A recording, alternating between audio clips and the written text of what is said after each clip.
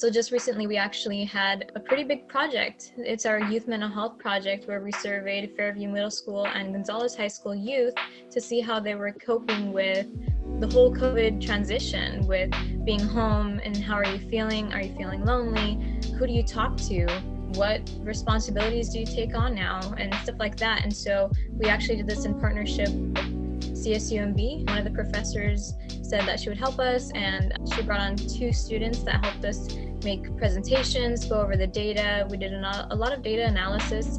We did coding, which was awesome. So basically you have all these qualitative responses and you find these different themes. At each one it'd be like, oh, okay, theme 1, theme 2, theme 3, and so on. So that was a really interesting thing. And to see how that actually one of the conclusions that was drawn is that more than half of the participants scored above the cutoff for a depression, anxiety, or depression and anxiety screener that we put in there. It's not a diagnosis, but it's a screener, and that just proves that virtual learning is not easy.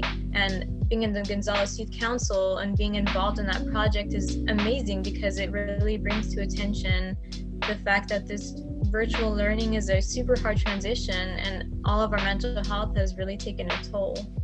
But that's just some of the things that we've been working on recently. We actually presented to the Board of Supervisors in August, and we had really good outcomes. There's a lot of things going on. We are actually hiring more social workers, like clinical or psychologists for the school.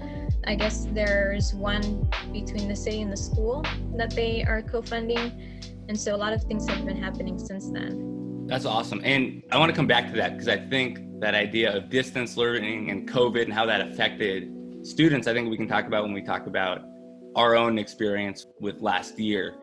But the fact that, again, that Gonzales as a community is looking into this, and at the school I'm working at now, they've really emphasized that social emotional health. That's something that we do every day with our students, just to check in, and students that are struggling, we have this additional support time. But to hear that's happening, not just where I'm at, but in Gonzales, and I'm sure in other places, I think is essential. And I think if we're going to make this year work and allow kids to thrive and grow in education, I think we do need to shift the emphasis onto things like social emotional health, and just checking in on students, and not as worried about the content,